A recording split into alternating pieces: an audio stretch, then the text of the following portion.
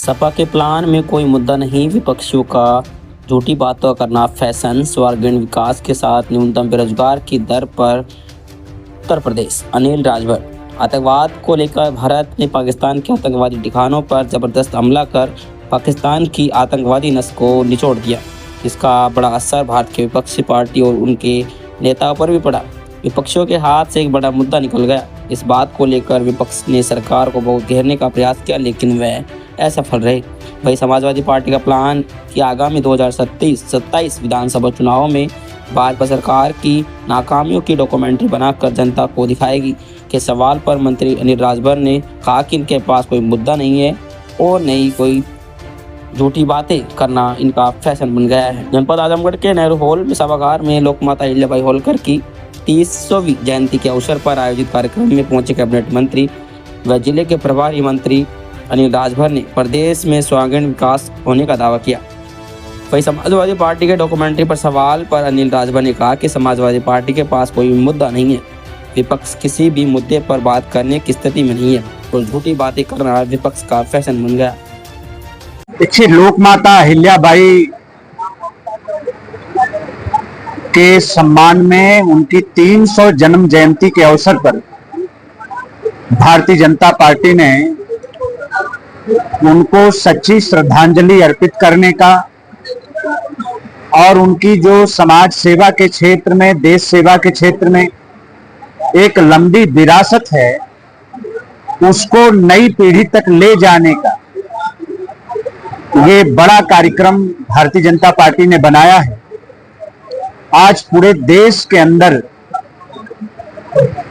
लोकमाता अहिल्याबाई होलकर के जन्म जयंती का कार्यक्रम चल रहा है और आज उसी क्रम में आज मेरा आजमगढ़ आना हुआ है। यहाँ हमारे जो पंचायत से जुड़े हुए हमारे जनप्रतिनिधि हैं, सामाजिक कार्यकर्ता हैं, उनके बीच में आज हम सब लोग एक गोष्ठी के माध्यम से लोकमाता अहिल्याबाई होलकर के जीवन पर एक विस्तार से हम लोग विचार विमर्श करने के लिए आज यहाँ उपस्थित हुए। समाजवादी पार्टी ने घोषणा किया है कि वो योगी सरकार की खामियों को डॉक्यूमेंट्री बनाकर जनता तक पहुंचाएगी। बिल्कुल, एकदम। अगर रोजगार और कानून व्यवस्था सभी मामलों में वो डॉक्यूमेंट्री बना के जनता तक। देखिए, किसी मुद्दे पर विपक्ष बात नहीं करने की स्थिति में है और झूठी बातें कहना प्रतिपक्ष का फैशन बन गया है। कौन उनको रोक रहा है? वो फिल्म बनावे, डॉक्यूमेंट्री बनावे, जो मन सो करें, जनता के बीच में उनको जाना चाहिए। भारतीय जनता पार्टी की सरकार, योगी जी की सरकार, माननीय प्रधानमंत्री जी के मार्गदर्शन में आज जो समाज की सेवा में एक उत्कृष्ट उदाहरण देश के अंदर प्रस्तुत किया है, आज एक बीमारू राज्य से उत्तर प्रदेश को उबार कर आज एक विकसित प्रदेश के तौर पर प्रदेश की पहचान बनाने का जो काम किया है, आप समझिए कि विकास दर के हिसाब से बात करें तो आज उत्तर प्रदेश देश में दूसरे नंबर पर है। जब से देश आजाद हुआ है तब से लेकर 2017 तक जितने कल कारखाने उत्तर प्रदेश में पंजीकृत हुए, उतना और उससे भी ज्यादा पिछले 8 वर्ष में उत्तर प्रदेश में नए कारखानों का पंजीयन हुआ है। आज हम प्रतिदिन 10 नए कारखाने पंजीकृत कर रहे हैं, रोजगार का एक बड़ा अवसर बना रहे हैं। आज जब से देश आजाद हुआ है तब से लेकर आज तक सबसे न्यूनतम स्तर पर उत्तर प्रदेश की बेरोजगारी दर आज की तारीख में है 3%। ऐसा कभी उत्तर प्रदेश में नहीं देखने को आप सब लोगों को मिला है। पिछले 8 वर्ष में 7.5 लाख सरकारी नौकरी हमारी सरकार ने दिया है। 12 लाख से ज्यादा लोगों को निजी क्षेत्र में सेवायोजित किया है। 26 लाख से ज्यादा बेरोजगार नौजवानों की कैरियर काउंसलिंग किया है। आज देश में नहीं, दुनिया के अंदर कहां रोजगार मिल सकता है, वहां हम अपने लोगों को भेजने का काम कर रहे हैं। तो आज उत्तर प्रदेश का एक सर्वांगीण विकास हो रहा है। आज उत्तर प्रदेश की विकास दर देश में दूसरे नंबर पर है।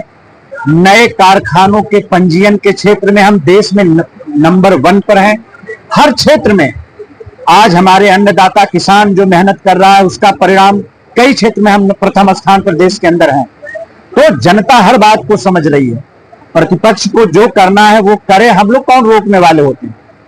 कोई नहीं रोकता। अगर ऑपरेशन सिंदूर को लेकर विपक्षी नेता अभी भी तमाम बयानबाजियां कर रहे हैं, क्या करें? हम लोगों ने देखिए पहले ही कहा था कि जैसे जैसे आतंकवाद और आतंकवादियों के ऊपर कार्रवाई बढ़ेगी, पाकिस्तान को जैसे जैसे भारत की सेना घेरेगी, वैसे वैसे देश के अंदर जो प्रतिपक्ष के लोग हैं उनकी सहानुभूति आतंकवादियों और आतंकवाद के प्रति बढ़ती जाएगी।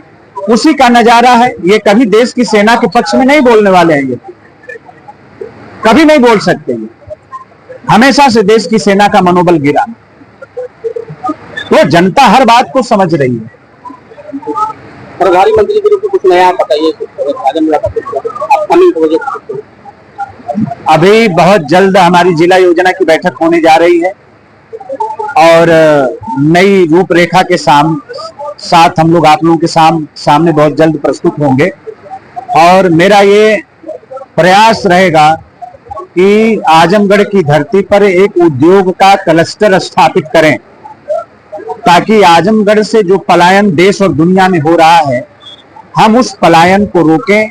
यहाँ के बेरोजगारों को आजमगढ़ की ही धरती पर हम रोजगार दें, ये हमारी बड़ी प्राथमिकता है, हमारी महत्वाकांक्षा भी है। तो मेरा ये प्रयास रहेगा कि पूर्वांचल एक्सप्रेसवे के किनारे कहीं उचित स्थान देकर एक उद्योगों का समूह क्लस्टर हम एक बनाने का काम करेंगे, जिसकी वजह से आजमगढ़ के नौजवानों का भी भला होगा और पूरे पूर्वांचल का। संगीत महाविद्यालय भी कंप्लीट हो गया, उसका शुभारंभ कब तक होगा?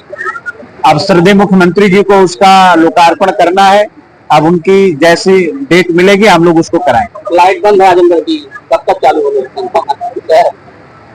थोड़ा ऑपरेशन सिंदूर की वजह से थोड़ी चीजें अव्यवस्थित हुई हैं। मुझे लगता है कि जल्दी व्यवस्थित हो जाएंगी और जैसे यहाँ के पूर्वांचल के लोगों की डिमांड होगी और एयरलाइंसों को जैसे पैसेंजर की संभावना दिखेगी, मुझे लग रहा है कि अंतर्राष्ट्रीय एयरपोर्ट बनेगा। अभी अंतर्राष्ट्रीय एयरपोर्ट बनने का अभी तो कोई ऐसा नहीं है ठोस कोई। आगे जैसे डिमांड बढ़ती जाएगी वैसे